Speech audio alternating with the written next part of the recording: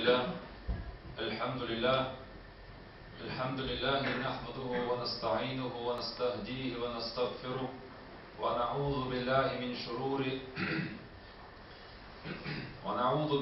من شرور أنفسنا وسيئات أعمالنا من يهده الله فلا مضل له ومن يضلل فلا هادي له وأشهد أن لا إله إلا الله وحده لا شريك له وأشهد أن محمدا عبده ورسوله بلغ الرسالة وأدى الأمانة ونصح الأمة وكشف الغمة وجاهد في الله حق الجهاد حتى أتاه اليقين ونحن على ذلك من الشاهدين.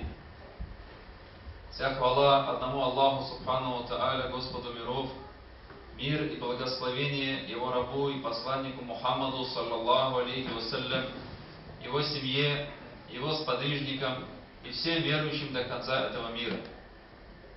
Говорит Аллаху Субхану ва Тааля в благородном Коране: «Ауду билляхи минаш шайтанир раджим, бисмиллахир рахманир рахим, я айюхаллазина аману аттакуллаха хакка тукатихи, ва ла тамутунна илля ва антум муслимун». О вы,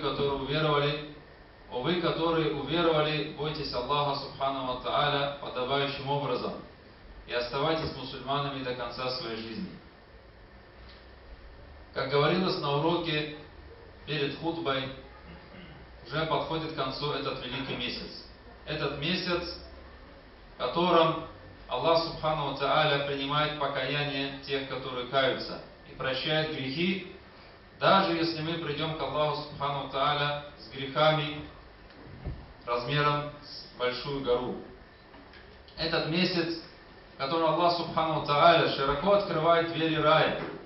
Этот месяц, который закрывает двери ада. Этот месяц, месяц барака, благословения Аллаха Субхану ва Тааля, этот месяц милости Аллаха Субхану ва Тааля. И этот месяц, кроме всего этого, он, конечно же, месяц, в котором мы еще больше поклоняемся Аллаху Субхану ва Тааля. Это месяц намаза, это месяц таравиха, которого нету в другие месяца. Этот месяц, в котором мусульмане больше, еще старательнее читают Коран. Поэтому действительно этот месяц месяц Корана. Этот месяц месяц покаяния. Этот месяц месяц благотворительности.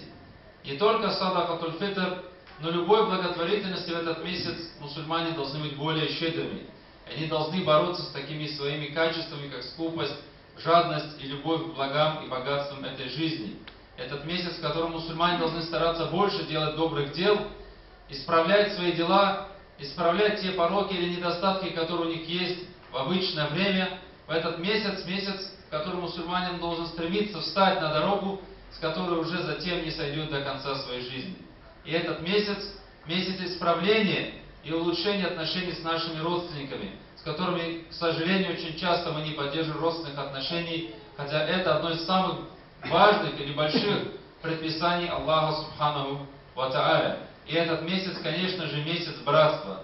И всех смыслов, которые содержат в себя это понятие братства. Этот месяц братства, то есть месяц взаимопрощения, месяц снисходительного и великодушного отношения друг к другу. Это месяц взаимопомощи, месяц терпения друг друга, месяц прощения, месяц любви между мусульманами. И об этом я хотел бы немного напомнить, дорогие братья и сестры.